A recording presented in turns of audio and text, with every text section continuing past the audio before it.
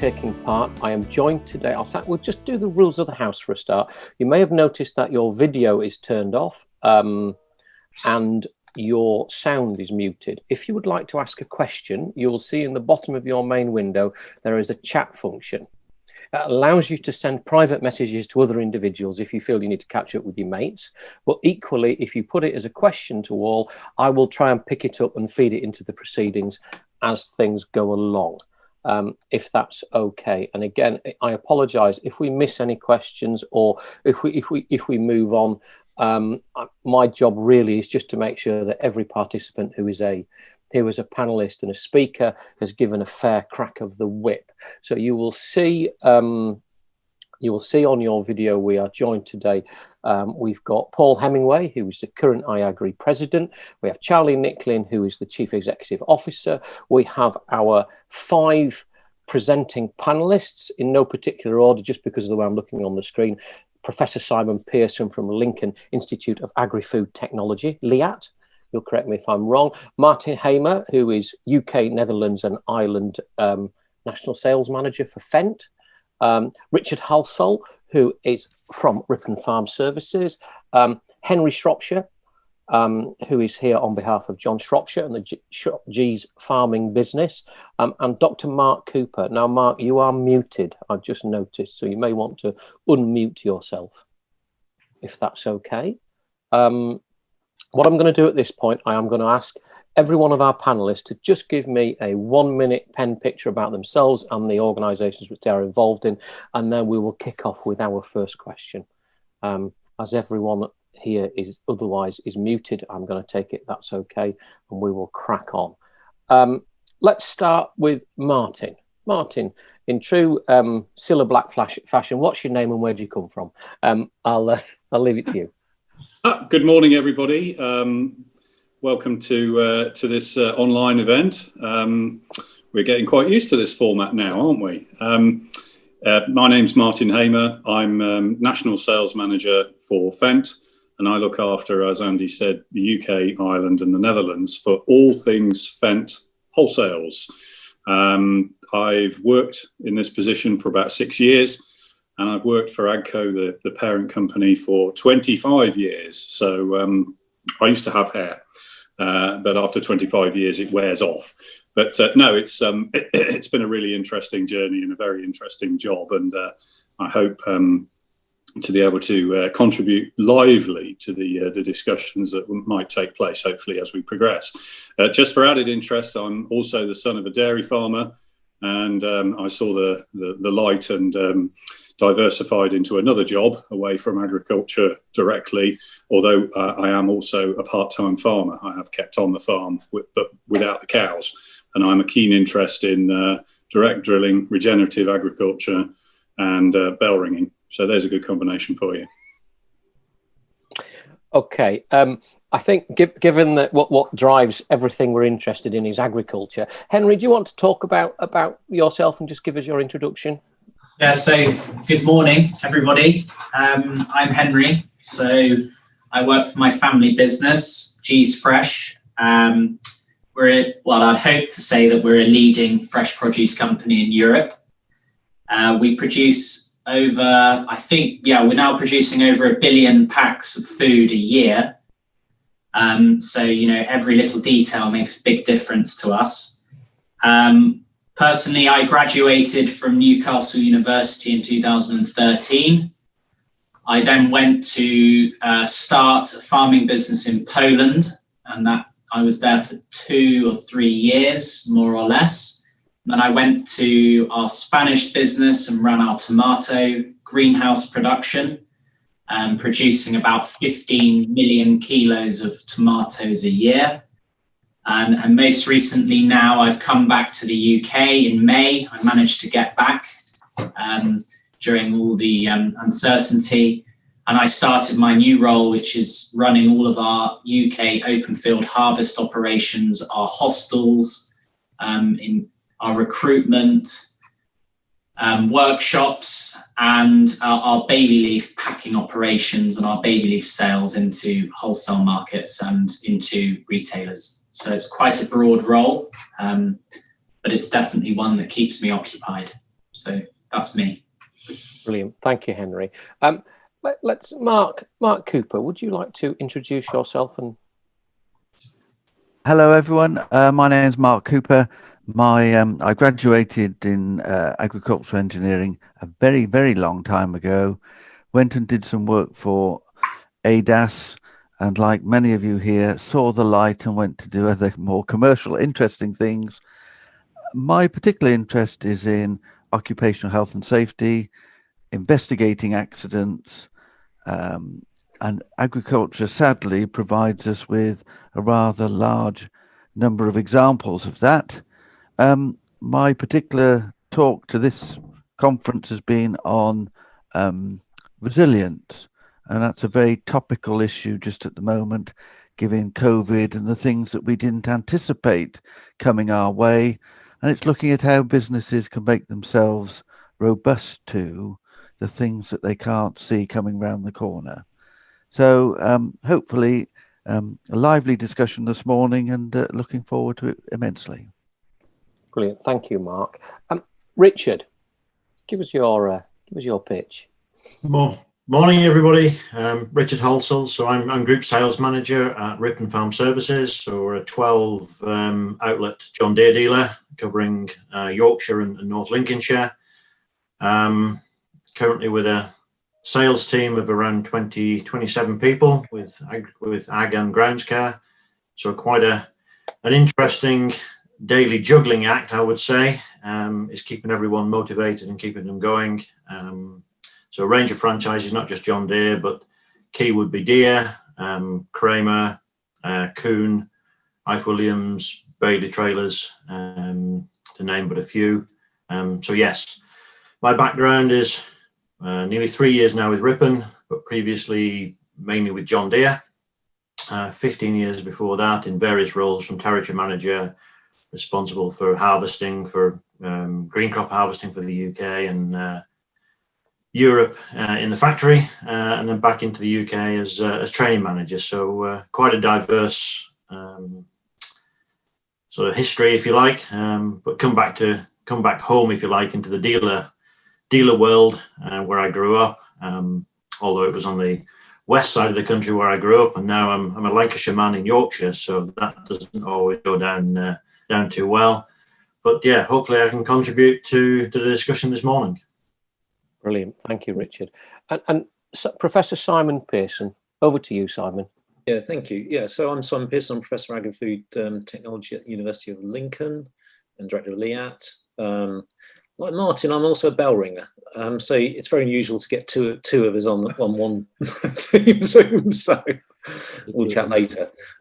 My background is sort of a farmer from Lincolnshire, vegetable farmer, PhD at Reading, then went off to work for Marks and Spencer in the food group, and then ran a farming company called Winchester Growers, 4 farms, 3 in the UK, 1 in Portugal, producing flowers for retailers.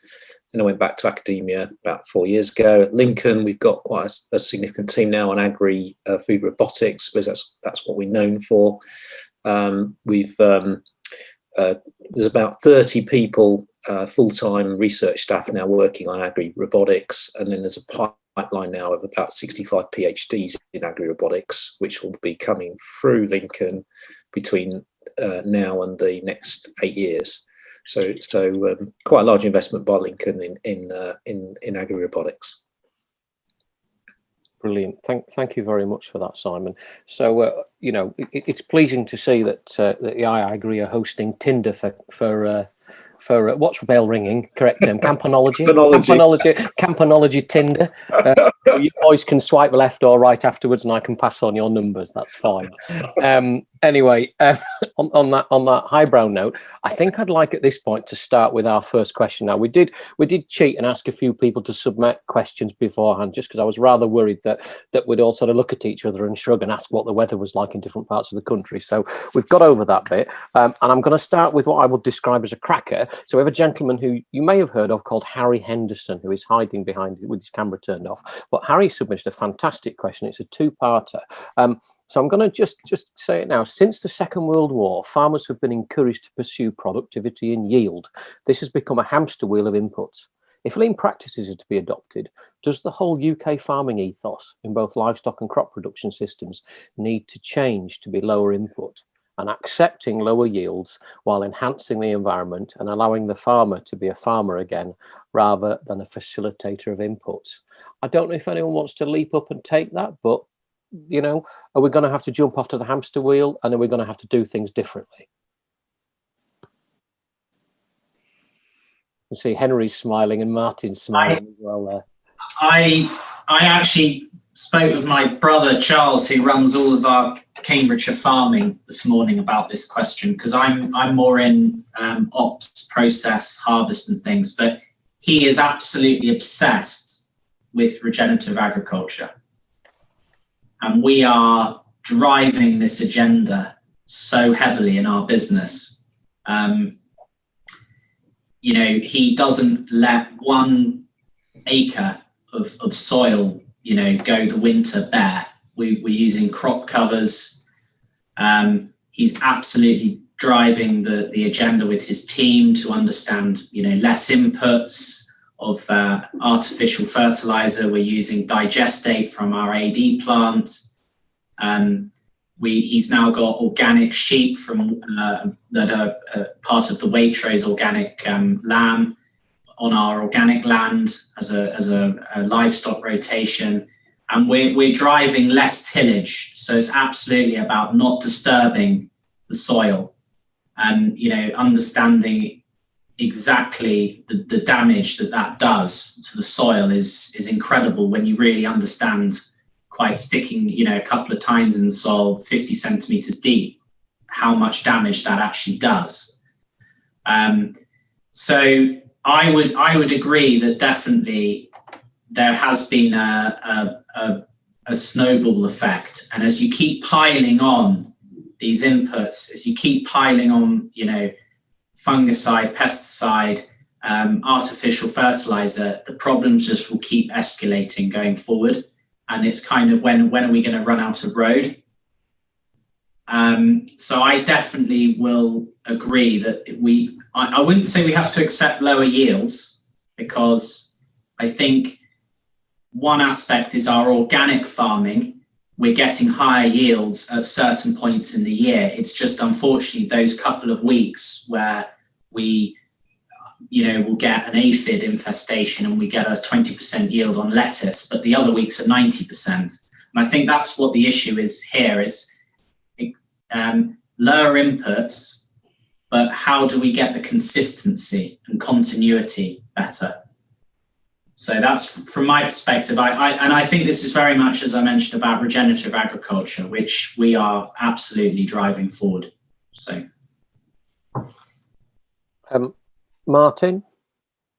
Yeah, I think just to build on that, I mean, I've been direct drilling on our farm at home for 7 or 8 years now. And when people talk about, oh, well, if you go from a plough power harrow system to establish cereal crops, which is what I'm doing here, to direct drilling, you'll see a drop off in yield, and you know, you won't get the same performance from the crops. And I've absolutely found that not to be the case. From my own point of view, the reason I went to direct drilling, unfortunately, was nothing to do with regenerative agriculture. If I come home from the office or from a visit to a farmer or dealer or factory at 5 o'clock in the afternoon, and I was to get my 4-furrow plough and trip up the road to my 12-acre field, it would take me 3 evenings to plough the field. If I put my direct drill on, I can achieve the same thing by 9 o'clock, job done, in that same evening. So it was a massive, massive, massive time saving for me. I also worked out that to plough the 12 acres took 120 litres of diesel with my tractor. It took a further 120 litres of diesel for the power harrow combination to plant the seed in behind it. Now, having measured how much diesel it takes to establish the crop by direct drilling, it's 25 litres. So I've saved hours of time and tons of fuel, and I've not seen any difference in the yield of the crops that I've had, and that drove me then to ask, well, what's this all about? Because it's a fantastic time saving, it works for me, but when you start to dig into it, regenerative agriculture and the principles which that entails, which you've just touched on, is don't move the soil. Do everything you can not to disturb the soil. Never leave the soil barren. So always leave a cover on the soil, or better still, a healthy root within the soil. And then you must have diversity. You cannot keep growing the same crops and expect the same results without pedaling faster and faster and faster on the hamster wheel. And I've absolutely found that. It's unbelievable the differences that it makes, and the difference it makes on my spreadsheet for every field and its profitability. Now, you might think, as a bloke whose job is selling 200 horsepower plus tractors in as high volume as possible around the UK, those two situations are rather opposed to one another. And I think the reality of it is they're not, because in order to get efficiencies, direct drilling, in my view, and direct drilling of cereals, okay, you've got to do more than just direct drill. But for large acreages, it means you must take a wider drill, and it means you must have to pull that drill relatively slowly in order to achieve the result. So you need to have tractors which are going to spread the weight across the field. You need to look at perhaps going down controlled traffic. It doesn't matter for me. I have a 3-meter drill and a 4-ton, 5-ton tractor. I'm not going to impact the soil. Clearly, with a 28-ton quad track, it's a different story. So you need to employ different technology to overcome that. So the two things are not mutually exclusive. They can work together nicely.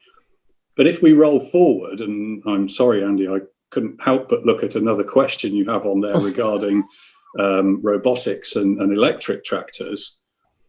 If you think about being able to lower the horsepower requirement in order to establish a crop, which direct drilling does significantly, if we continue to push that and develop that, maybe then we can see the reality of robotics and electrically powered equipment, which, given the current technology and the technology which we see in the relatively immediate future, will never give us a 350 horsepower battery tractor. Maybe these things will actually all work together in the future. So robotics, electric powered machines of much smaller output will be suitable, because we're not needing to do such a massive draft movement of soil to establish crops. Now, how you deal with the bulk of crop and get it away from the field at the other end, I'm not quite sure. But thankfully, we've got the right audience to answer some of those questions, perhaps. Just the right people to have on a desert island are agricultural engineers, Martin. Yeah. Simon, just sort of carrying on with that theme, given your former life in farming as well, and your works with robotics and vegetables and things, I don't know if you had anything to add to that in terms of where the technology could take us. Yeah, I agree with Martin. I think that there is an opportunity for electrified vehicles. I think what we're going to see, I don't necessarily subscribe to the notion of large fleets of very small vehicles. I actually see a future of a more diverse fleet of different vehicles, and I think the restriction, as Martin says quite rightly, of small vehicles is just the physics of agriculture. So turning over soil, ploughing, it needs a lot of energy. So if you don't need those operations and you're going to regenerative agriculture, then you reduce the power load on the vehicle, and you've got more opportunity of putting a diverse fleet of vehicles. And so I see a role where you might have smaller vehicles for scouting. You could have vehicles that don't need, medium, 50 kilowatt electric vehicles, and not far away. And it's that, so I think there's a sweet spot in that mid power range where you're going to see electric vehicles coming in. Then I think you're going to have another layer on top where you're still going to need diesel, which will be the top layer. So I think you're going to have this stratified piece where you're going to see all these different vehicles coming in. I actually think they're going to come in quite quickly, because it's the development of electric vehicles in the automotive industry, and it's phenomenal, and so don't rule it out. So maybe 5 years or so, you might see that mid-tier already coming in. I know there's a lot of research and innovation going on in that space. They're all going to be powered by robotics. They're going to be.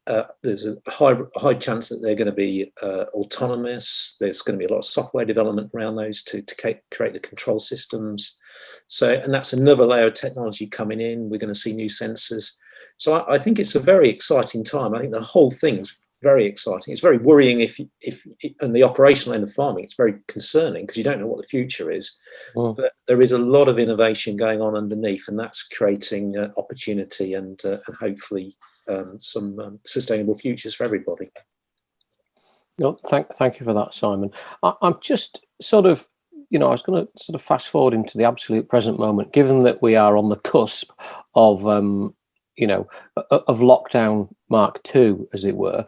And one of the sort of pre-submitted questions really was for Martin, but I think there's probably a wider question here, which Mark might want to contribute to as well, about, you discussed the difficulty of experiencing maintaining supply chains during the pandemic.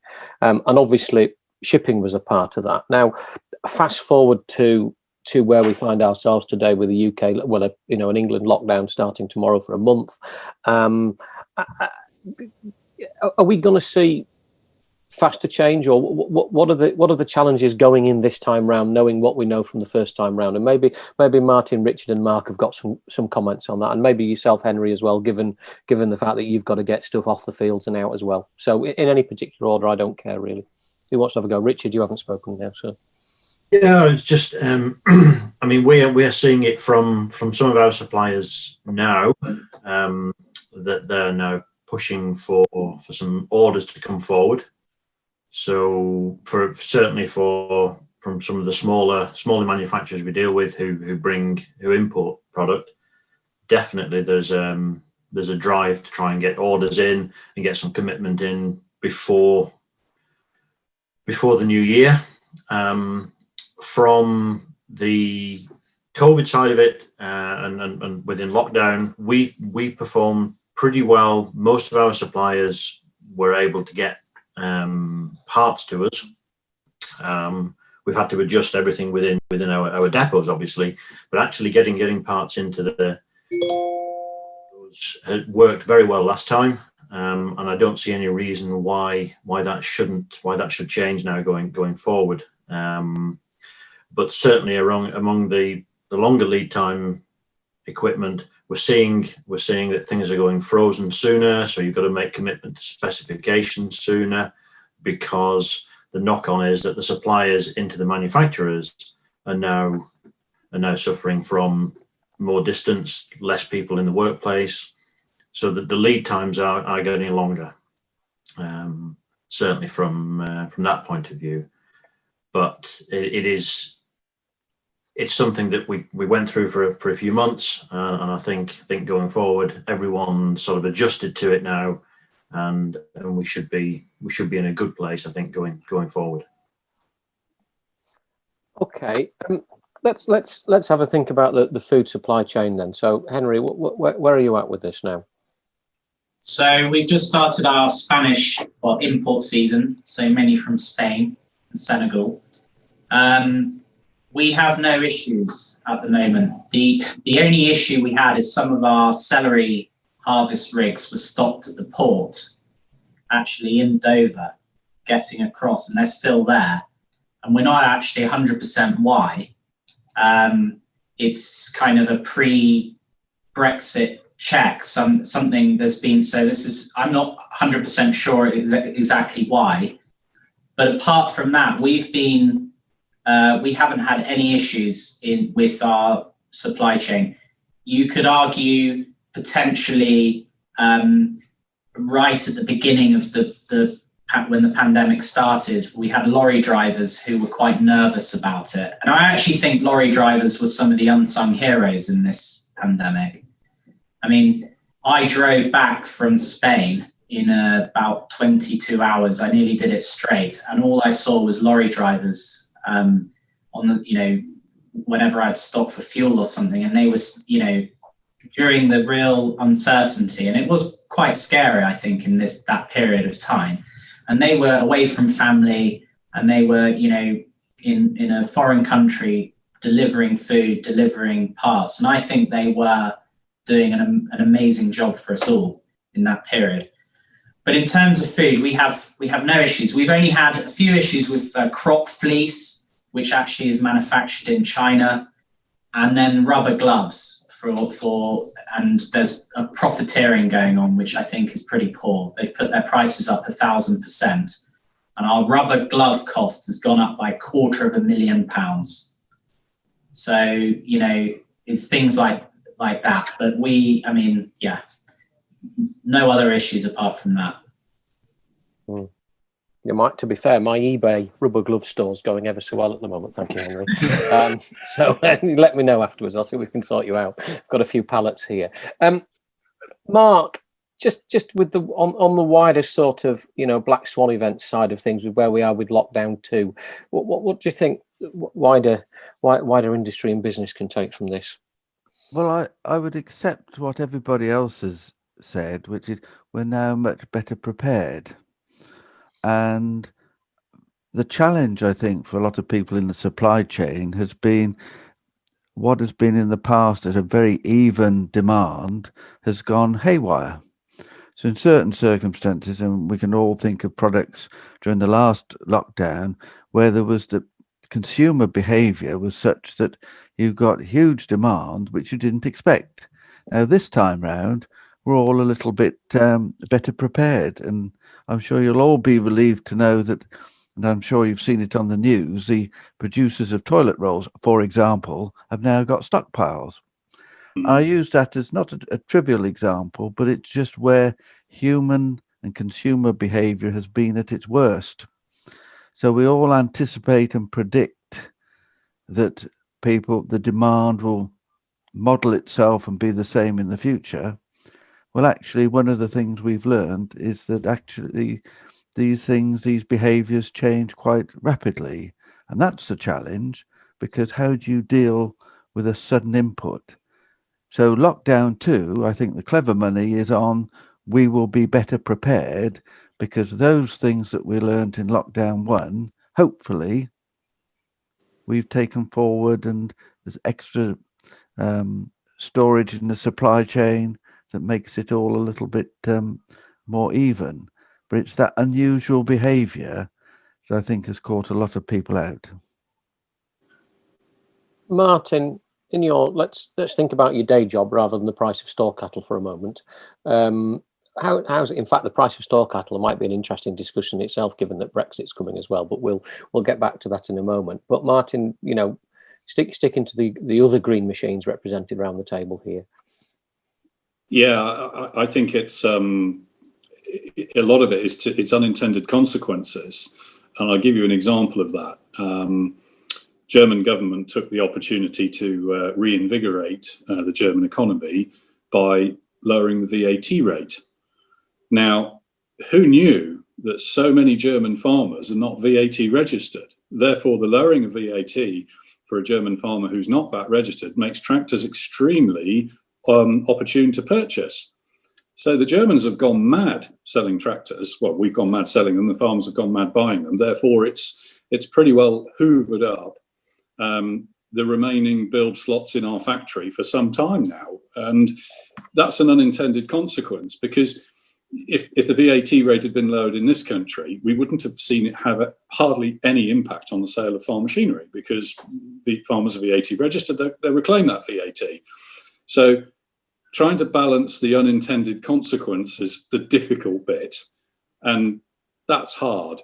I would say the supply chain on the whole, because as I talked about in my presentation, we do risk assessments not only on the financial ability of the supplier, their location, but also if we've got one factory supplying us a product which is going into 4 or 5 of our factories, then clearly there's a risk. So how do we balance by having another supplier in South America or North America or Asia or Europe? And very often we have those duplicate suppliers in different parts of the world to mitigate on transport cost. So if we have a nightmare where the supplier of widget A in Europe falls over for one reason or another, but widget A is also produced in Brazil, we can, in an emergency, fly the parts in, put them on a boat, put them in a container, and get them here. It's rather difficult on train from Brazil, although you can do it from China, which I learned. So I think there's an awful lot of planning which goes on behind the scenes to even out lumps in supply chain in normal business. And I think we're fairly well prepared for what may happen in the next few months from the COVID point of view. And I think the bit that we're probably more worried about is the government's learning by doing approach to Brexit, because I'm already told by our transport and ferry operator company that 10th of December, if your tractors are not in Zeebrugge by the 10th of December, they won't get to the UK because we're fully booked on ferries. So that sort of thing is probably going to have more of an impact on us in the UK. But that's I suppose it's a known unknown, isn't it, Brexit? We know it's going to happen, but we don't know what's going to happen. And I think that probably has more impact than suppliers and supply chain management, because there are so many options. And if you've done proper risk assessment, then you've got duplicate suppliers and duplicate methods of transport. I think my sort of casual observation at the moment, without mentioning the B word too much, is that for the most people involved in production agriculture in the UK at the moment, they are much more concerned about the ability to establish autumn crops due to rainfall and weather than they have any focus on Brexit, COVID, arguably, and let alone the US election or anything like that.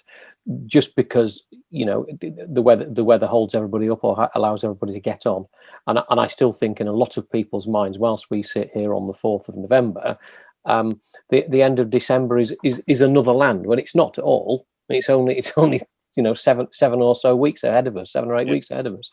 So it's a big one on the horizon. I think I'm going to come back to Brexit, because it's that we talk about the American election at some point, but I just Simon, given your sort of at the research end of things, I just wondered how lockdown had affected your operations and your projects and your plans.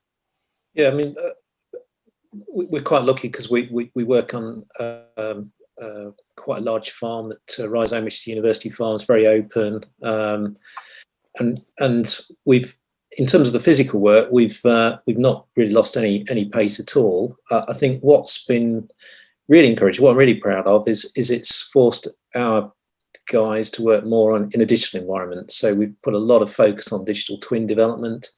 So a lot of our robotic research in March, April and May was all digital, and it was all done on digital twins, and then we tested that through June and July. So what it's done to us is proven that the need for these advanced design technologies, so digital twin technologies, to accelerate development.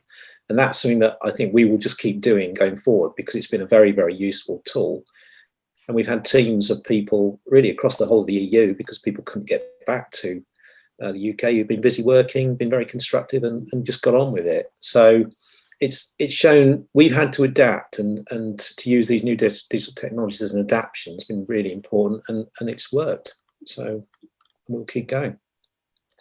I mean, I feel there's a theme emerging, because Zoom, GoToMeeting, all these other technologies are not particularly new technologies, but I think that because of what has happened with lockdown, it has forced us in the world of work, as well as personally with family, to rely on other methods.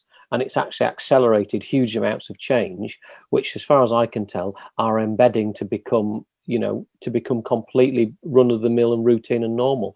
And if someone said, look, hop in your car and drive 3 hours and come and see me for a meeting, my first question would be, why now? Whereas normally I would have doffed the forelock, jumped in the car and shot off and gone and seen somebody, because that's what you do. And I think this whole thing is forcing us to question a lot of what I will describe as standard routine activity. Yeah, I think what we're missing is that sort of coffee room interaction where people get together and have a chat, and then you find out what's going on. It's that informal piece of social interaction I think we're really starting to miss. And I think as it goes on, we're starting to, you can see edges fraying, because people haven't got that lower level communication that just coheres people. And that's my biggest fear, is how do we keep that social cohesion going as we progress, and it's very difficult for new people coming. We have lots of new students coming in, and you need to meet people. You need to go and see things to really understand them, and that's what we're missing. And so we can go on for so long, but there is a limit, and I'm getting concerned we're heading towards that limit. And we have spent millennia. Sorry, Richard. No, I was just going to comment on that, because I think that's clear. You can have this format, whichever platform it's sat on, but it's a very factual format, if you like. You deliver what you need to deliver, but you don't get that feedback. You don't get that face-to-face sort of looking in their eyes and saying, okay, you're telling me this, but actually I know you're not believing me. I mean, we run sales meetings or whatever virtually, and it's fine, but you get very little feedback.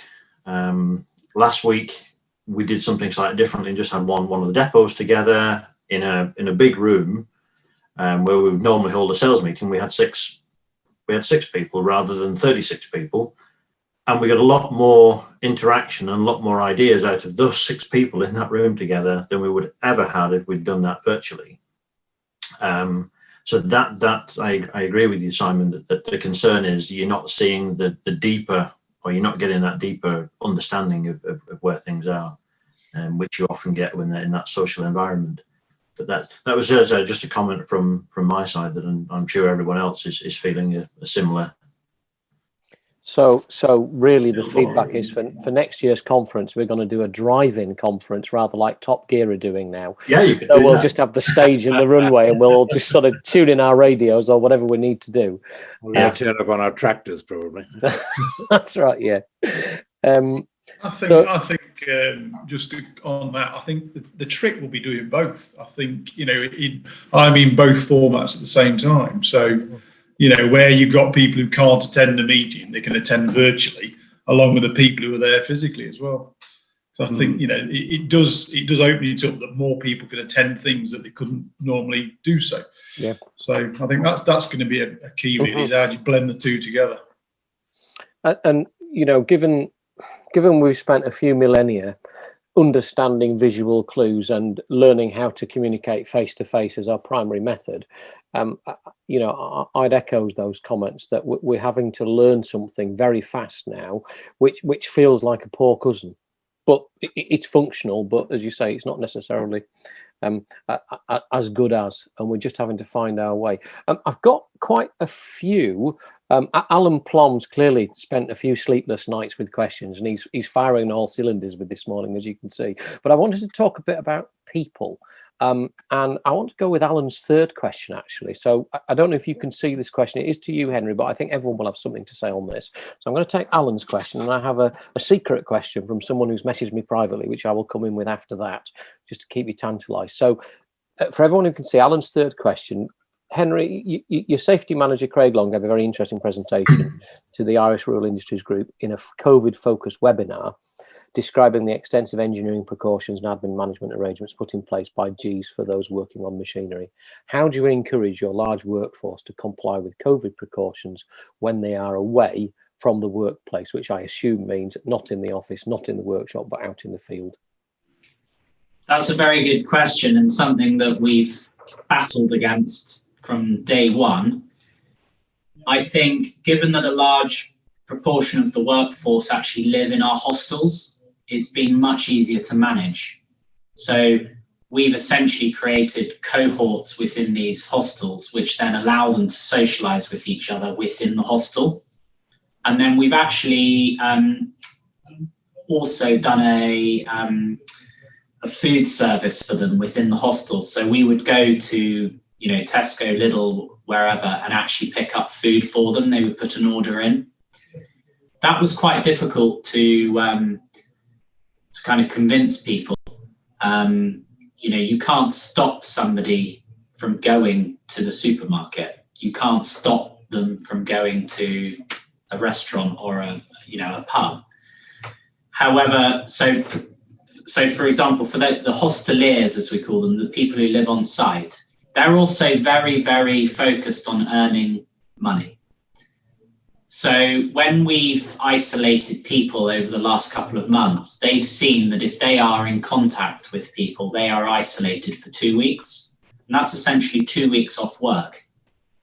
That is a very big motivator to people to make sure that they, abide by the rules outside of work. So that's the kind of hourly paid.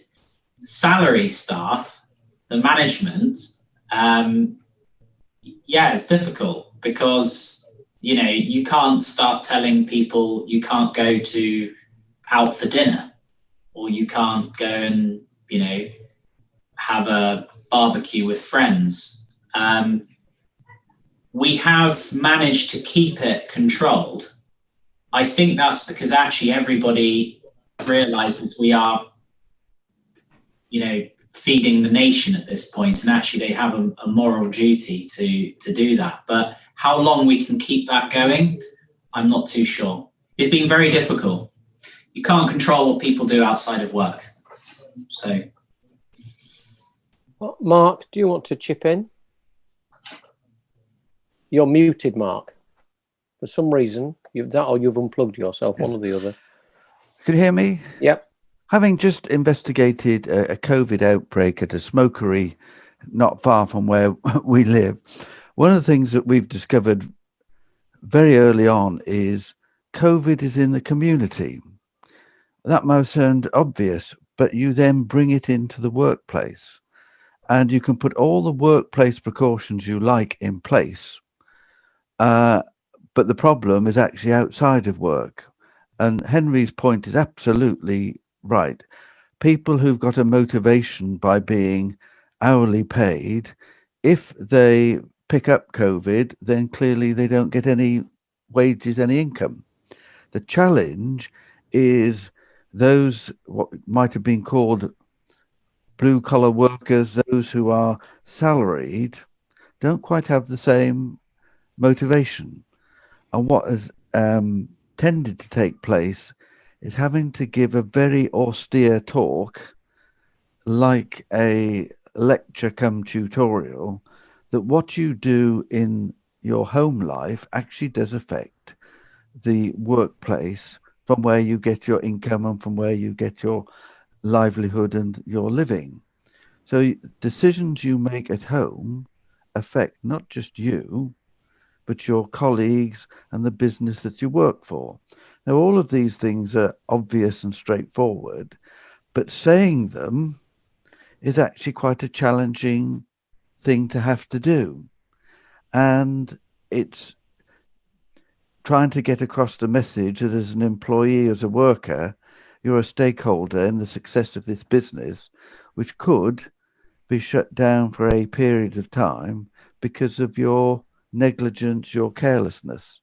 So messages that wouldn't have been acceptable some time ago now become necessary as a result of COVID. I think the flip side of the hourly paid is that they know they won't be paid, and then they don't actually own up to it.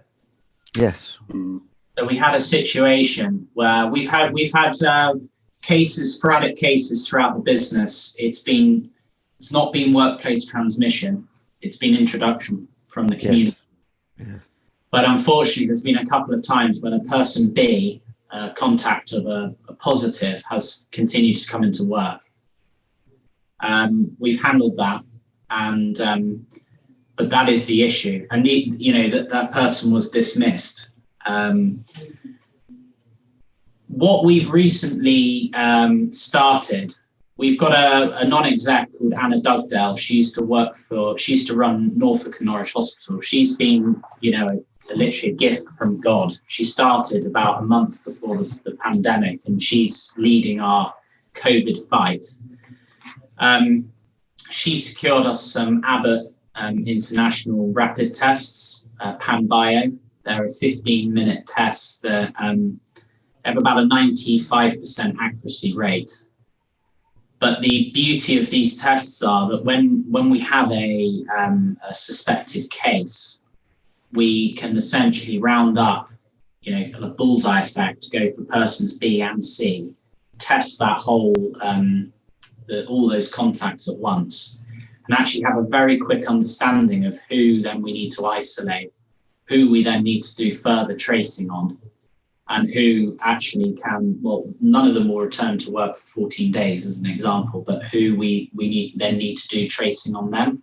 So it stops us from having to basically trace 30 people. We actually then only trace about 3. So what this has done is it means that we can actually operate as normal instead of having 80% of our time focused on COVID. Of course, when there's a positive on one of these rapid tests, you then have to go and validate that with the official PCR test on the NHS or one of our labs that we use. But the whole procedures we've put in place in the business has been extraordinary where we've got to now. We can prove that there is no workplace transmission in our business now, and we're just fighting introduction from the community. Henry, just give us a clue, give us a scale here. How many people are we talking about? Over the last 3 months, about 2 months, about at the start of October, that's when we felt the pressure, and I think that was a lot of. We had 14 positives, all with no symptoms, completely asymptomatic. And out of a workforce of total of how many? On this site, 1,000. Right. Okay. So what, 1.5%? Yeah. We had a situation in a mushroom farm over in the accommodation, which was in our caravan accommodation. We had another 16 or 17. We just tested the whole team, 60, 70 people, and we found 16 or 17 with it. We've communicated with the PHE incredibly well. We are communicating with them every day, updating them where we are. Even if we have no cases, we still update them. Because the thing is, if you look at the news, you've got, Greencore, these big factories that, 300-400 cases. And we have been obviously very aware of that occurring. For us, but actually with the procedures we have in place, we've been able to stop it. Now that's 14 positive, but that's, there's been another 30 or 40 on top of that isolating, which potentially could have turned positive within the 2 weeks. We don't know.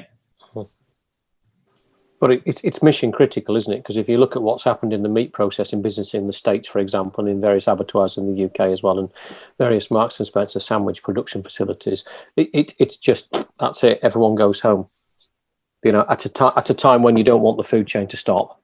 Yeah, exactly. And DEFRA say to us, we're not going to allow food factories to close, and then we're saying, well, you have to let them. So we did. Yeah. Really, when it comes down to it, PHE trumps DEFRA. Yeah, and it is very difficult to not allow a food factory to close if all the staff are infected. Because it's there's no one there. You can't not. But as I mentioned earlier, that the benefit is that we have staff on site in our accommodation, and that is a huge. I mean, if that went wrong, that can go really wrong. But actually, it's easier to control. In Spain now, most of our workforce lives they all live in their own accommodation in local towns, villages, cities. And this is becoming a complete nightmare. I think we've got about 6% of the workforce off at the moment in Spain.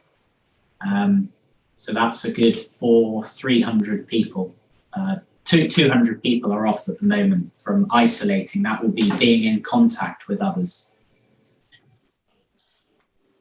Is that inspiring you, Martin, to get a load of bunker bins and put them in the car park at Abbey Park now? And just say to your team, that's it. No one's going home now till March. Well, I mean, thankfully, we don't have the volumes of staff to deal with as Henry has. And, I think our factories are much more spread out. So even for the HR management in production facilities, as I said in the presentation, it wasn't easy, but it certainly in Germany, in conjunction with the Works Council, to go to a 2-shift system and half the number of people in the plant actually was a beautiful solution, because you can spread people out much more. You can make sure you don't have as big a cohorts if there is an issue in a particular manufacturing cell. So all those things, for us have been easier. And for our individual sales teams, we've been home based since the 23rd of March.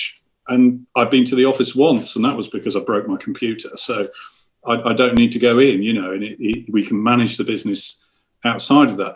I think the part that we perhaps haven't mentioned, which deserves a mention and is particularly important for managers and leaders in businesses, is the sort of the more mental impact or psychological impact that this has on people. And I know throughout our own business, I mean, I've worked from home for the last 10 years, and I enjoy my office and my log burner and looking out the window to see the cattle walking past. It's great, interspersed with trips to Germany or to dealers around the 3 countries that I look after. It works nicely. But I have found some of our staff who perhaps were more used to going to the office or were more used to a lot more travelling, some of them haven't adapted to the change particularly well. And as a manager, you have that responsibility to make sure you keep in touch, and keep in touch in a media which allows you to see those often non-verbal signals. It could be as obvious as the screaming wife and children, and I've had that. Or it can be the quiet, reserved, pulling back from it, not engaging, not answering the phone, not replying to emails, and just retracting into the shell because they simply can't cope with the change. Now, I mean, I'm not saying I've had any of that specific examples within my team of people, but I do see that in our dealer network, and I do see that in the farming community. Farmers would generally be relatively isolated in their operations anyway. And as I said, I don't think most farmers certainly in the eastern counties noticed COVID for the first 2 months because it coincided with the weather changing, and they were so busy to get on with farm work that it almost was a non-event for them. Not that I want to play down the importance of it, obviously it was, but I think a lot of them didn't notice.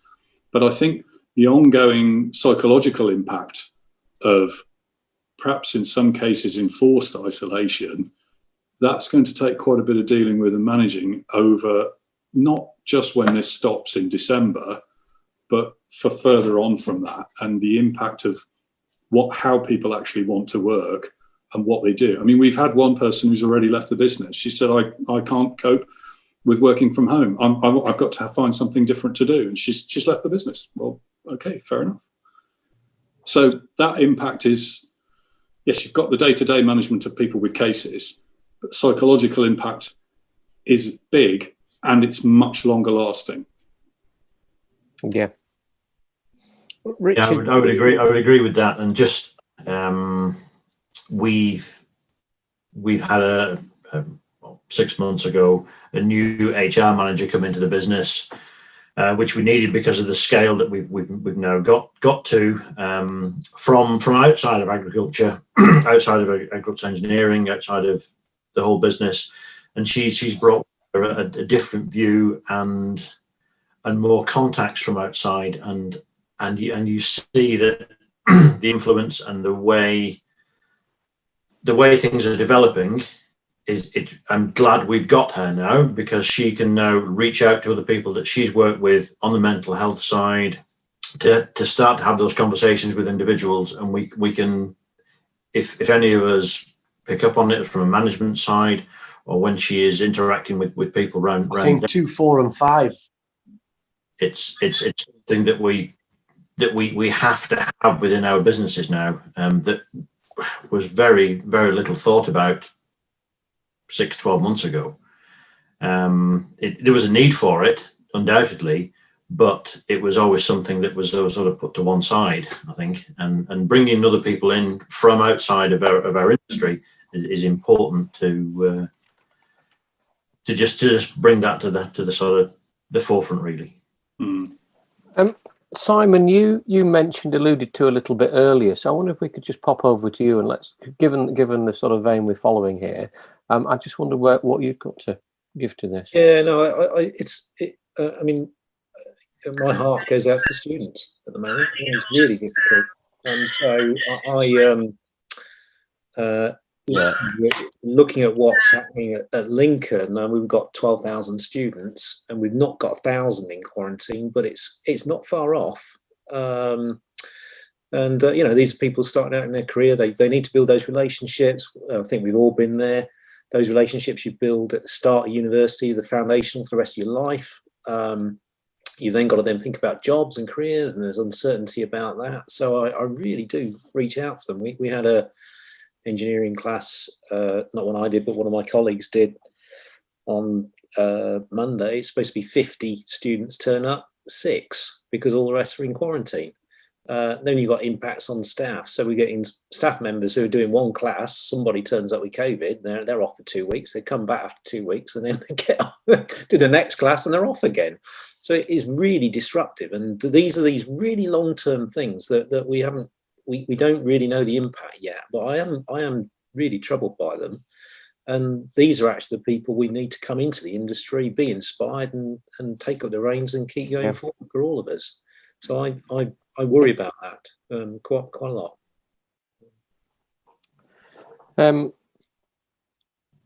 Does anybody else have any perspective on that? I have another question, which is sort of a bit more people-centric as well, which is really going back to where we started when we were talking about soil. This is from, I am going to declare who our secret questioner is, because it's William Chewer, but he messaged me privately, so I'm afraid you've been outed now, William. This is really around sort of people behaviour, so it lies alongside what we've been talking about. But William's asking specifically, how do we engage and encourage the operator to get off the seat and react with soil and climate to broaden our understanding of the natural environment? Often the people doing the work are the closest to the natural world, but are often least incentivised and encouraged to foster environmental understanding. In other words, it's kick the tires, light the fires, and turn that field brown. So it's a case of to me it's a behavioural question about engaging operators in having a desire to understand what's going on with the soil, I guess.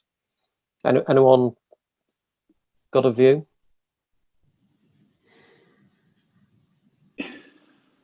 Yeah, I'll start you off if you like, Andy. I think, the person that's directly responsible for the operation, whether that's spraying a field or moving the sheep or ploughing a field or whatever it might be, ultimately is the person that has a responsibility to that job.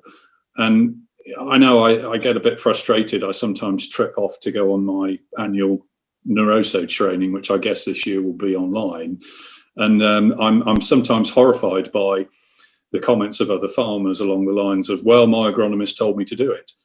Well, it was you that applied it. You put it in the tank and you sprayed it on the field. You're responsible, no matter what your agronomist said.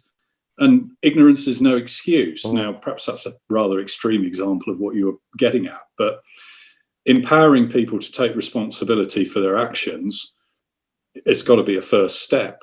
Now, if you're going to give somebody a very specific instruction and you want it done that way and that's how you want it done, how do you get the operator to buy into, well, actually, maybe it'd be better if I ploughed this field across the slope rather than up and down? I mean, it'd be better if you didn't plough it, but let's assume you're doing that. Yeah. Giving the operator some buy-in into, well, what's going to happen if we have a lot of rain? What's going to happen to runoff? Okay, we won't be able to make as good a job if we plough across the slope, but there's lots of other reasons why we might consider that. And I think giving the operator and the person that's doing the job some buy-in to the process and the reasoning why we might do something, and educating them to help with that decision process is really important. And I think it's the danger with large farms is that a lot of things are done to a program without anybody really thinking, did it actually need that? And the decision could almost have been taken by the operator in the gateway. This field looks fine. I don't think we need to spray it. But how do you empower people to make that decision? And how do we give them the trust that it is the right decision to make? Train them, make them better informed, and make them better engaged, perhaps. Yeah. I suppose there is a precision farming element coming into that. I was sort of thinking out loud a bit, really, of when you started to get MPG gauges on your cars, everybody tried to sort of beat them and get as many miles to the gallon out of your car as you can, because you can see it on the screen. And I think, as more of that comes in with precision farming, and that more data at the fingertips of the operator, the operator can be more informed. And at the moment, I suppose the information coming off screens tends to be about yield and overlap and all sorts of things like that. But in the future, that information might change. It might be about soil damage and other things like that. So it'd be interesting to see where that goes in terms of what information the operator can see live while he's doing the job. And you can only react to what's measured, I suppose, is the other thing. Is we've got to give the operators the information so we can see what's going on. But I think Martin had a point there about the operator. I was talking to a contract farmer the other day. He farmed 4,500 acres up in Yorkshire, and his operators are key to his operation. So he can't run his operation without an operator that he can trust to go and do the job.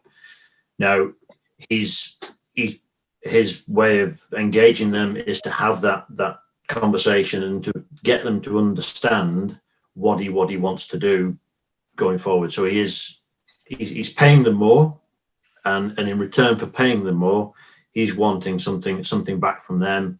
He's wanting them to engage in the business, and he's doing it on a sort of consultative basis.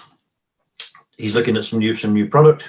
He's talking to them and getting their opinion on it.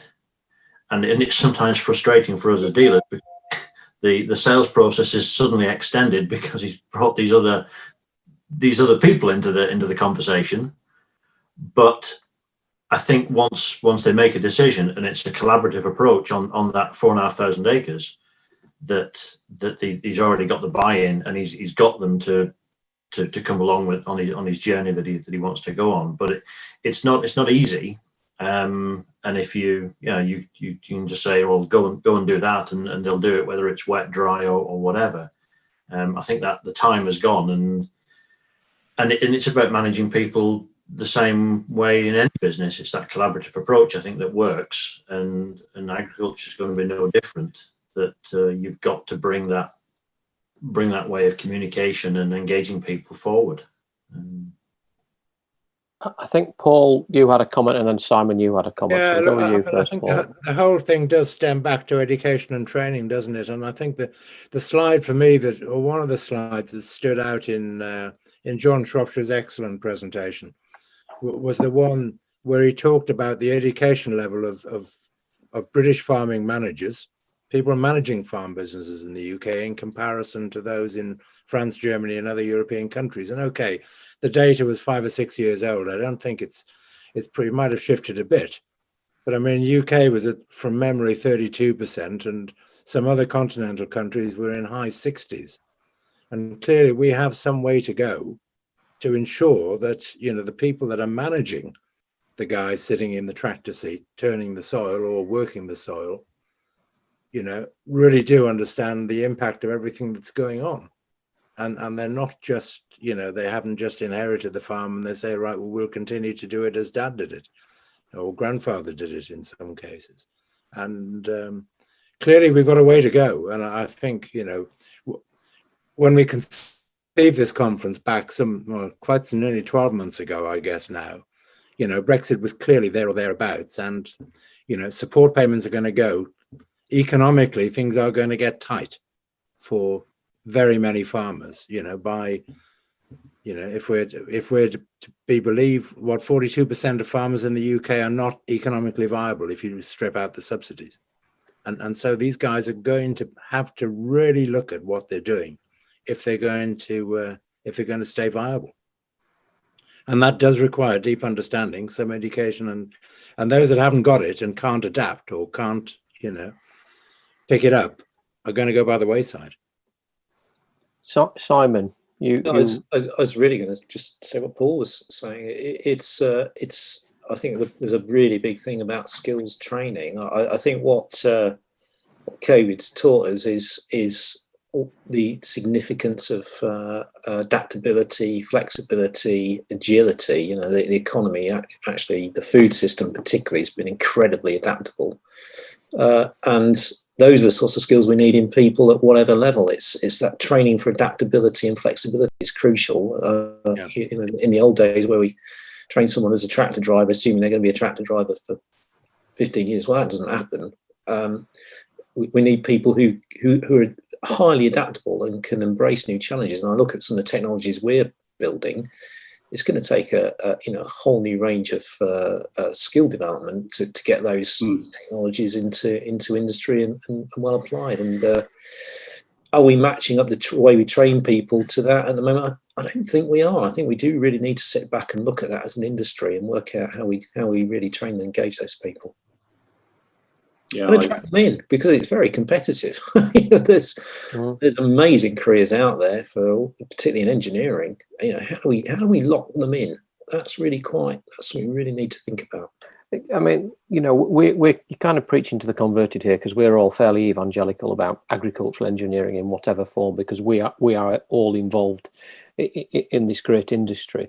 But the light bulb of making the career too attractive to somebody outside of it, and we need lifeblood. You know, we've already alluded to the fact, and in fact, Alan Plum's made the point here that, you know, more farmers die from suicide than on-farm accidents. You know, mental health is an issue, and it's not just within the industry we're in. I think, you know, globally, mental health is an increasingly big issue. And going forwards, we need to look after people and encourage them and bring people into industry as well. I just, you know, Mark, given your sort of health and safety professional skills, I just wondered what your perspective was on, you know, how we can make this attractive, how we can present things as a secure, viable, sensible approach for people who think of coming into the industry. Well, it's a very interesting and challenging question, and I think the first thing is we haven't done ourselves any great service over the years in health and safety generally. I think to many people it is seen as a burden, something to add without any particular benefits. So you've got to sort of something to overcome to swing the pendulum back the other way. And I think people are seeing the very real benefits. If you look after people, they in turn can be more productive, useful. But we haven't quite sort of put that into sort of some monetary terms. I just think there is, as I've said, a certain amount of undoing of the very prohibitive approach that we've had to occupational health and safety before, where it's been about keeping to the rules and not looking to the bigger picture of, if we look after our people, they actually contribute in a meaningful way. In the long term, we save money because they're with us for longer, they enjoy the work that they do, they're off from their workplace less amounts of time. That's where I think we need to sort of change the approach. So as a safety person, I suppose what I'm saying is, in the past we've had people who have given it a bad name, and now people are beginning to realize actually there are benefits to doing these things, but we mustn't get tied down with the bureaucracy. No, I think that's a fair comment. Does anyone else have anything to? Mr. Hamer's hand is up. Martin. Yeah, I'd like to add on that. I do have a bit of a part to play in the NFU as well. I'm the local branch chairman for one meeting a year, and I tried to get my NFU colleagues who I think try hard with farm safety and what have you to look at it in a wider view, and my sort of pitch to them was that we should try and stop farmers from being heroes, because when you look at, I mean, I've never looked at the actual accident statistics, but my gut feeling, and from my anecdotal evidence and also some personal experiences, things don't tend to go wrong at 10 o'clock on Tuesday morning they tend to go wrong at 10 o'clock on Friday night or 3 o'clock on Sunday afternoon, when you're under pressure, you're panicking, it's not going well, it's going to rain tomorrow, you've got tons to do, the cattle are out, or whatever.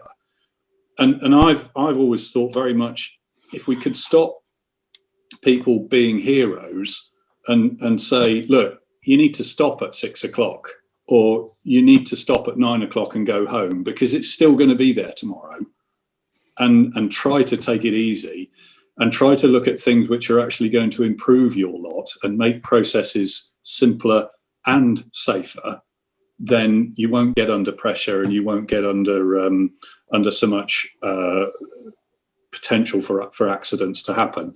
I mean, we love selling tractors which go fast down the road. It's great. People get on. It's efficiency and all the rest of it. But when I see the stack of Red Bull cans up the windscreen in the front of the tractor cab, it's a warning signal, isn't it? I mean, what on earth are these people doing? There's no heroics in doing an 18-hour day at 60 kilometres an hour with a 30-ton trailer behind. It's an accident waiting to happen. If I can add a little bit further, I mean, I think there's the nature of the industry. One of the statistics is that 9 out of 10 fatalities are not observed. By that we mean, if you're in a bigger workplace where you've got colleagues nearby, you've got CCTV, people's behavior changes. Yeah. And so this idea, when you're on your own, you might take risks that you wouldn't otherwise take.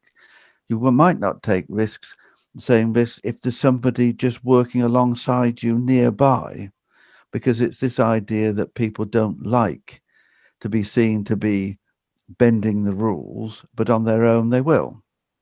So again, I think that factor, the who you work with, this being overseen, but in a sort of informal way, does change how people behave. We did sort of skip earlier briefly through the horrible B word of Brexit. I just wondered whether, given that, like I say, for a lot of people, it's not necessarily as much on the horizon as it should be. I just wondered whether, as panelists, you could just sort of give us your take on where you are with your organisations and what things you've got in mind for things coming up. I don't know who wants to take that first. I mean, I can just comment on from us as a dealer. So we're relying on our suppliers into us, and we're in conversation with our main supplier who brings stuff in from outside. But as used equipment, that would be one of our big questions at the moment. And our used equipment manager is working now to really get to the bottom of what we need, or what we will need to export used equipment. So that would be our sort of something that we don't say, oh, you're a dealer, you're a domestic dealer, and you're selling to your customers, but it's what we do with our used equipment. So that would be the biggest challenge that we've got now going forward, to make sure that we've got that open supply to move on those second-hand products once Brexit happens and we have new regulations and new rules. So for us, that would be the biggest challenge now as an individual dealer. And Henry, presumably you have a lot of non-UK nationals who are working in your business. What's coming on over the horizon for yourselves? So, if you just focus on permanent staff, we have a fairly large amount of permanent staff, and that's not an issue because of settled status and so on. So I think from that perspective, we're fine. Seasonal labour is a massive worry. The government are, how to put it politely, are looking through kind of life as a farm worker with very rose, tinted spectacles. They seem to think that there's an army of unemployed in every town and village just waiting to jump on a, into the field and start harvesting lettuce. It's just not the case. Where we're based here near Cambridge, there's basically no unemployment at all. And the ones who are unemployed will potentially struggle with the physicality of what we're doing. So that, from that aspect, UK-born labour is not an option. So getting seasonal labour in from abroad is, we're trying to work with these with the pilot schemes, the seasonal pilot schemes with Ukrainians as an example. But you've got to remember that, there's Vietnamese working in mushroom farms in Ireland. There's Vietnamese harvesting mushrooms in Poland. There's Ukrainians in Poland and Germany. We now, on our Polish farm, we have people from Kazakhstan. And that's because the rest of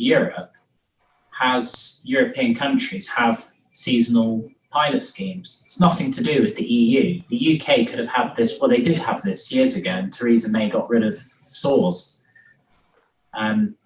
Which didn't help anybody. So, it is a massive worry, because if we don't get these pilot schemes, we are going to have no labour. Because, as I mentioned to earlier, we can't rely upon the British, UK workforce. So we have to settle status for 2 years, I think, with seasonal workers, where we'll get a significant returners. But the returners always fizzle out. So getting new workers in, it's still very up in the air. Priti Patel doesn't understand it. That's the problem, to be totally honest. You heard it here, folks, first. So, Simon, given your interest in robotics and things, you maybe have a view on this.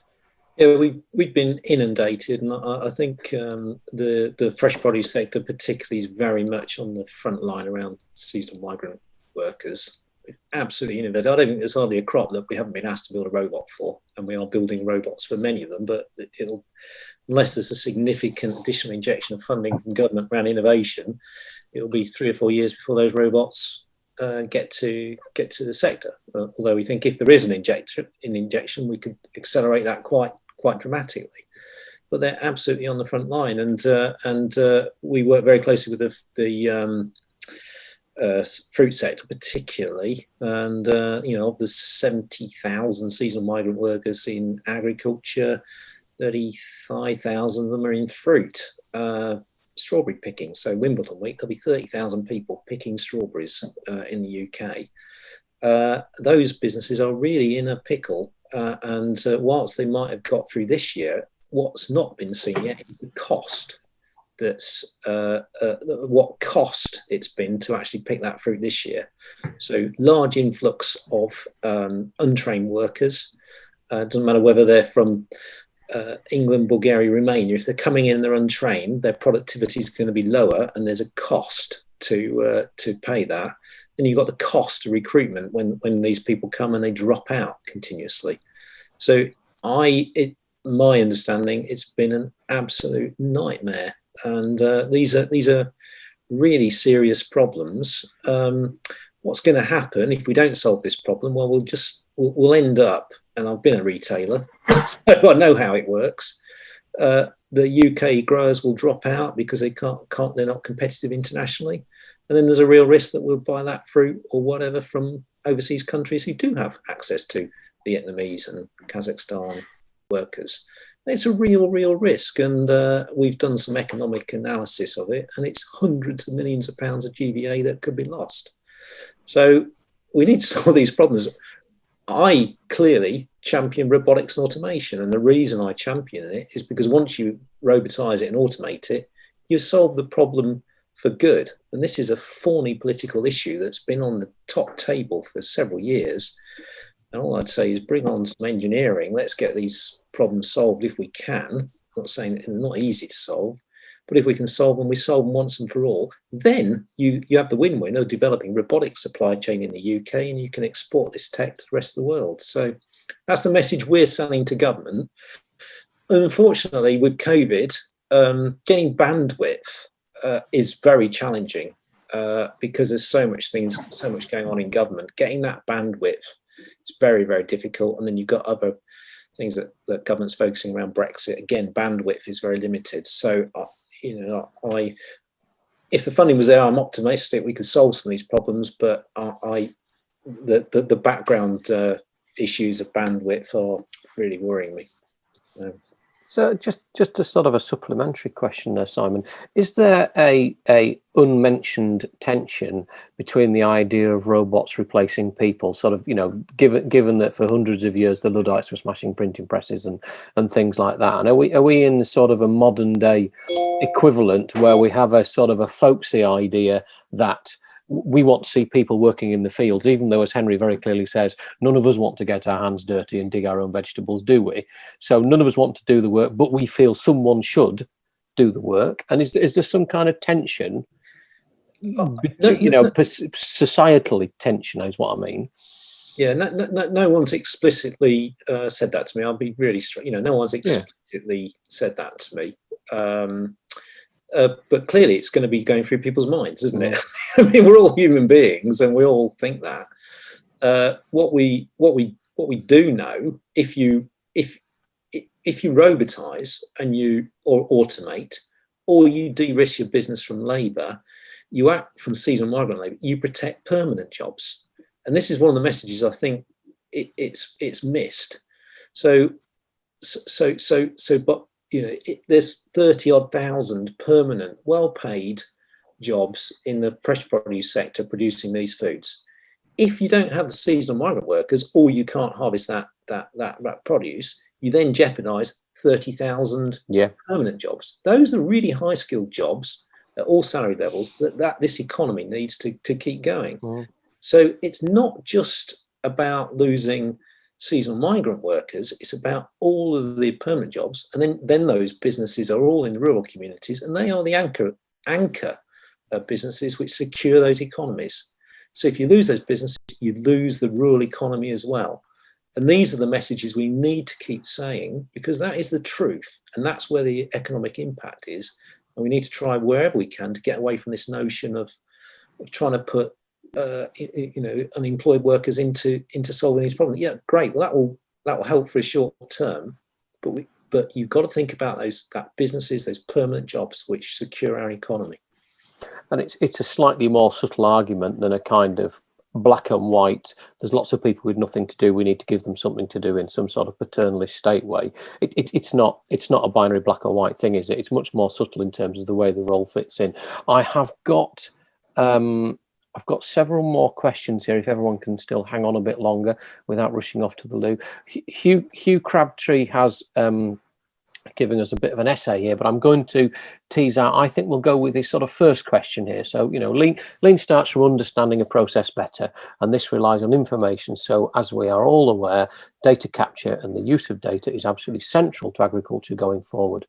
We had some mention of what information is available to operatives from Charlie. I'm going to broaden this because Hugh's question is, what are the machinery people? Let's go with where do we feel engineering is with regard to proactive technical support in terms of helping people use what they have? Nice open question, and I think we'll have a few perspectives around the table on that. I'll just say what I was trying to say really is that I suppose a lot of the information that an operator gets on a modern machine is all about yield, isn't it? And then we've looked at mapping fields and putting fertilizer in areas where you need to put fertilizer and not in areas where you don't. And it's what's the next level of that really? And I was trying to sort of tease out soil damage and things like that, and information that's going to come from the machine to warn the operator what he's doing is not so good. I suppose we had things like wheel slip years ago, but again, that's more about the efficiency of the machine in operation, not what's happening to the soil and the surroundings while he's working. It's that sort of stuff, really. I suppose I don't think anything exists yet, but as stuff advances, the technology advances, what could exist to help the operator to make more informed decisions about things that are damaging the environment. You know, I think, again, Hugh's leading question going on from that, he talks about, you know, agronomists support arable farming with respect to data. Should we be really trying a lot harder to find new blood to help farmers make better use of data? And I mean, there's no doubt that there is a wave of data hitting everybody from all aspects of their businesses now. And there are a whole series of organizations of businesses trying to make sense of that to help make decisions. You know, again, data's great, but you've got to do something with it. Martin's giggling at that. Far away. Well, yeah, I don't know how many conferences and discussion groups I've been to where people float the idea of big data being the solution to everything. And we'll take Henry and his operation to one side, because clearly they are extremely focused on data and process and costs. Otherwise they would not have got to the size they are and be as successful as they are. So take them to one side. But if we focus on the farmer, if we take the common or garden, let's say 1,000-acre arable farmer in Cambridgeshire or wherever he might be, are those people really looking at the costs of their operation and attributing those costs to the operations they carry out and the products they produce at a low enough or close enough to the field level?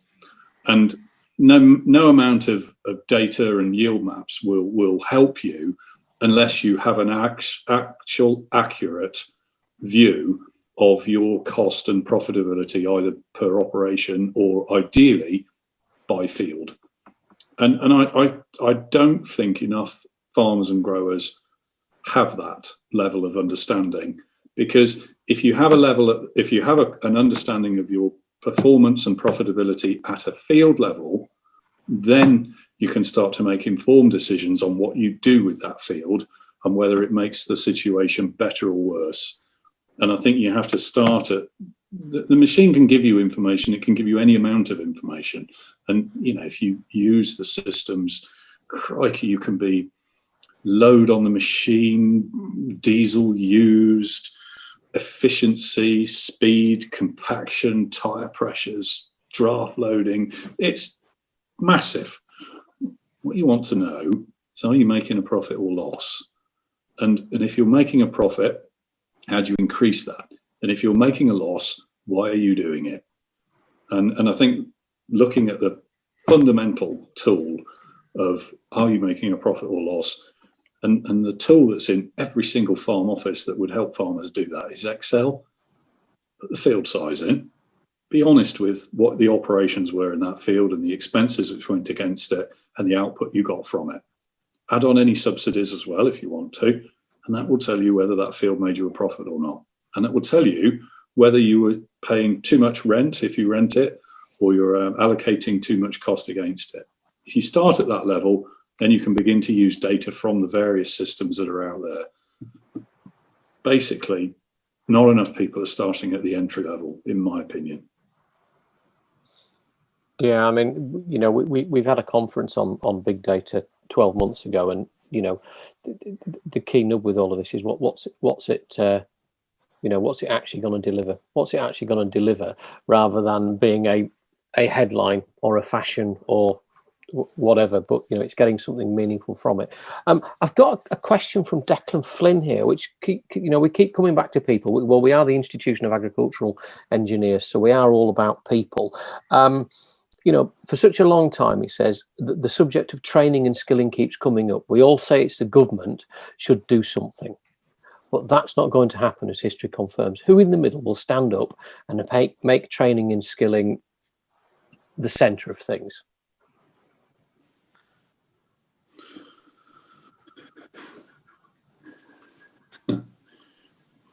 Are we in the middle? Are we the Well, we have, the industry has a massive shortage of skilled people. Now, whether that's in research, whether that is in engineering design, whether it is in manufacture skills, whether it is in service and technical, there is a complete shortage of people to do the job. and although the government makes noises, you know, and for us as you know, as a professional body, our duty is to encourage our membership or encourage people into membership, but to encourage people to have a fulfilling career in ag engineering in whatever form it takes. So we have a vested interest in this. That's maybe why we're all around this table now. So I guess, you know, what Declan's getting at, and you'll be able to give me a comment in due course. You know, who's going to stand up and who's going to bang the drum, or how can we do it? Who and how? I mean, I think just looking at it from us as a dealer, and you're right, we've got skill shortages across the board, be it technicians in the workshops, be it sales professionals. Across the board, there are shortages, and I think for too long, as dealers, we've been not investing enough within the sort of growing our own, if you like. We've taken a commitment within our organisation that each outlet will at least have one apprentice going forward through the workshops. So on a technician program, and many dealers are doing exactly the same. We've looked at on the pure sales side of it, developing our own program within that for a sales apprentice.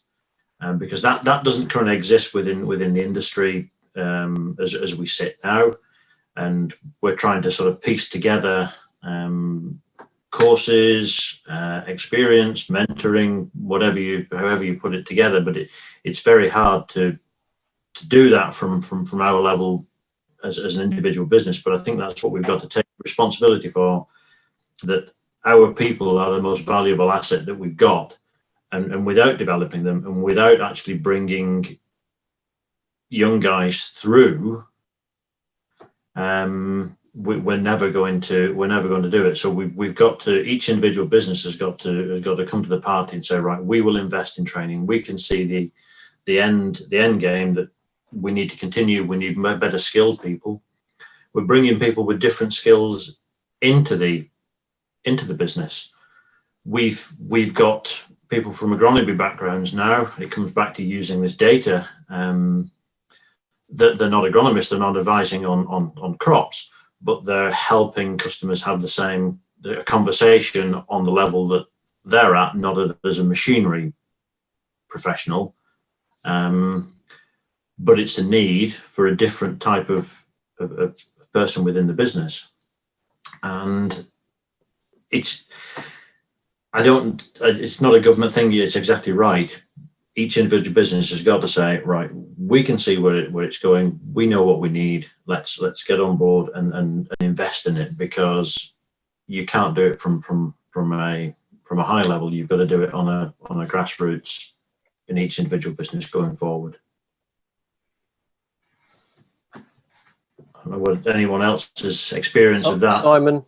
I do. I mean, I just see the government as being in a place who are an enabler, because they've got to think about all the skills development across the whole of the economy.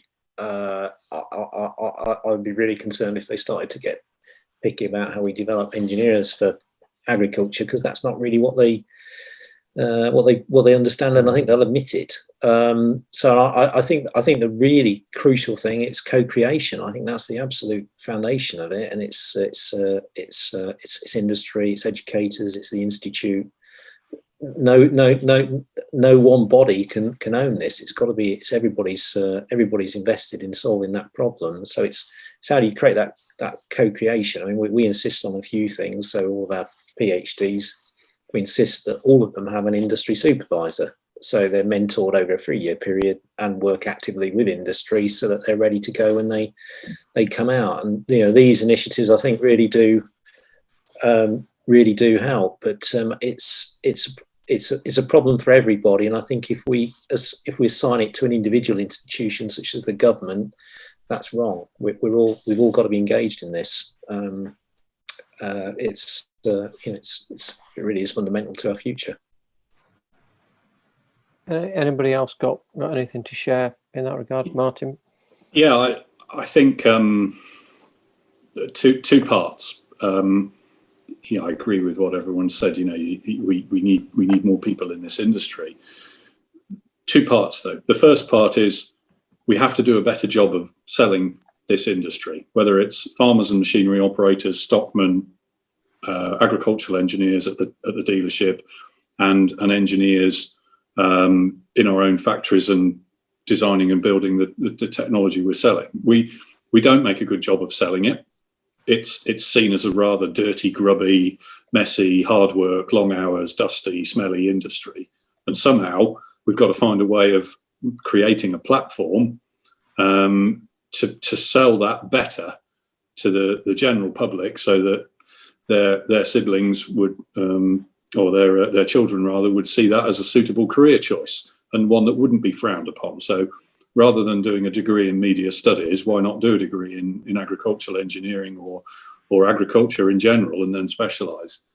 And at the moment, it's not seen as a trendy place to be. How do we achieve that? Well, we need to probably, and this comes back to another question you've perhaps had, Andy, about shows and exhibitions and what part they play.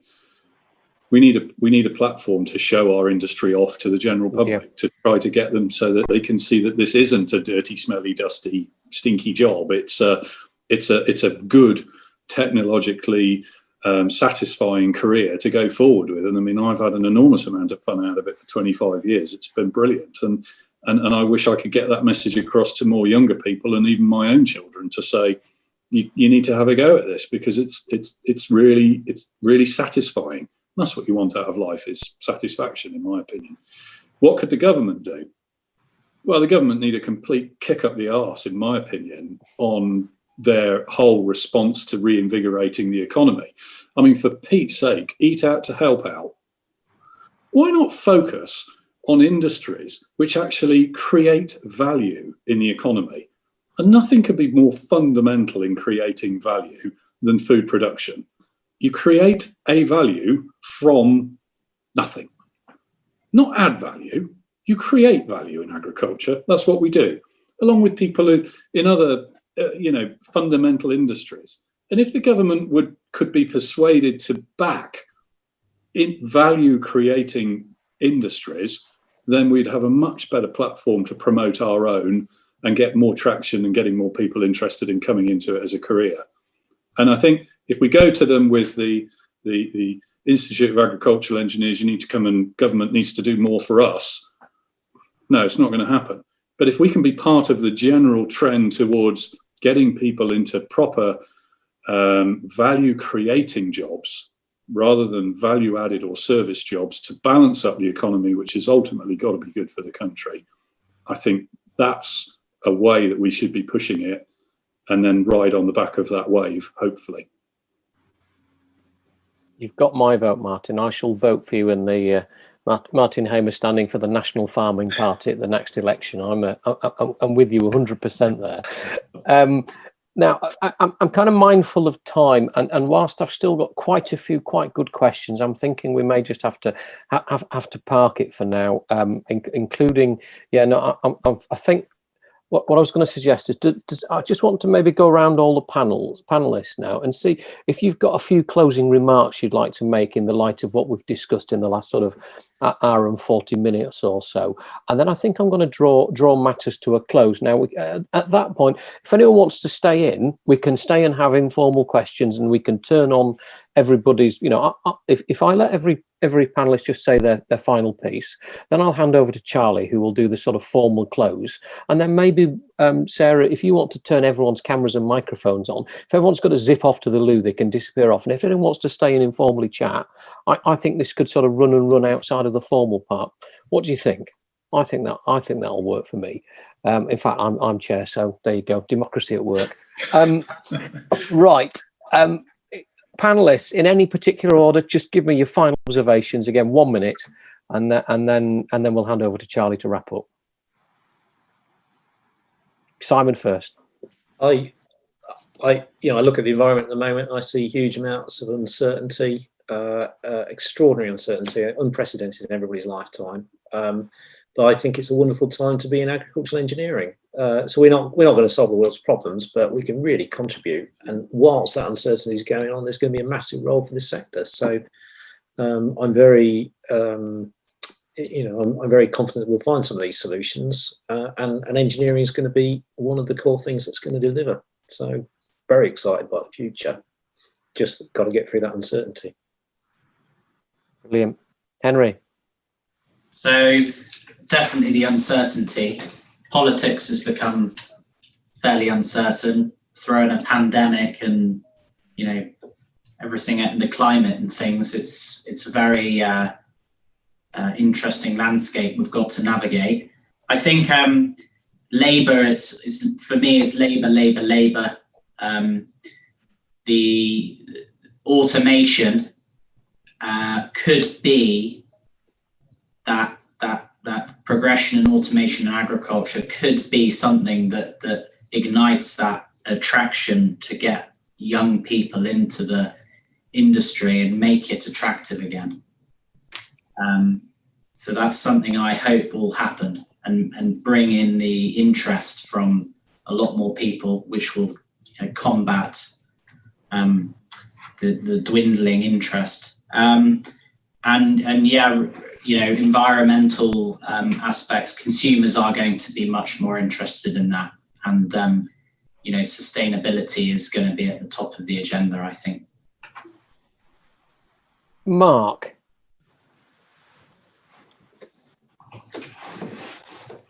Oh, you're on an interesting and wide-ranging discussions, and it just strikes me that these are challenges and difficulties, but as engineers, this is what we do.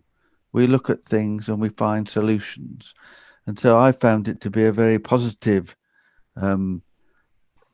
discussion this morning, where we've looked at, as I say, a wide range of different issues, but in each case had, ideas about where the solutions might be. So challenges, yes, but enthusiasm that we've got the right people to think about getting solutions. Richard?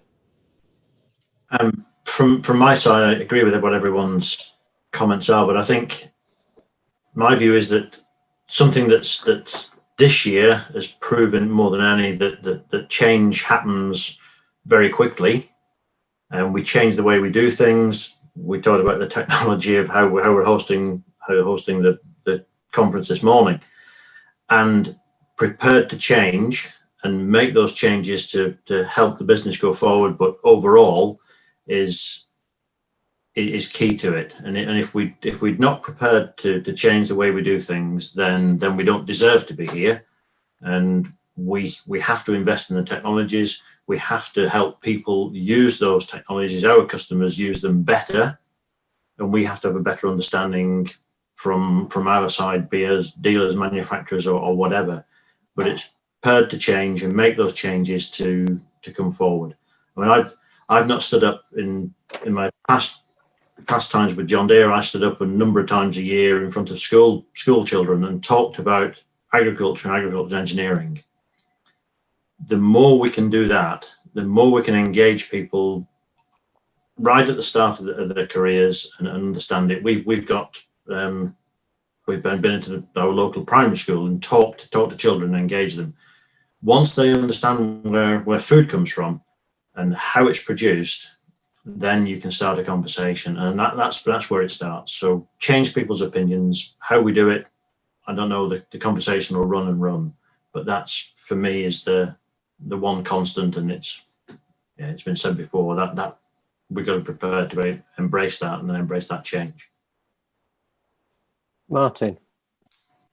I think, not wishing to be too controversial, I think it's an uneasy alliance between sales and marketing and engineering.